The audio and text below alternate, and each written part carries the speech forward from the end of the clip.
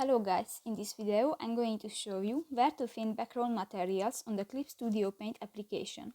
But first of all, I just want to mention, please don't forget to subscribe to our channel, because at 100,000 subscribers we are going to show you our YouTube revenue statistics and growth strategy, how to make money online.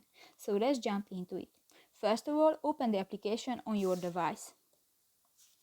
Click to the toolbar on the left side on the screen and tap to the folder icon under the layers. Click to the 3D material section and tap to the background option. Here you can find different backgrounds, for example classroom, living room, station, city, park and other materials. Just drag the chosen material onto the canvas.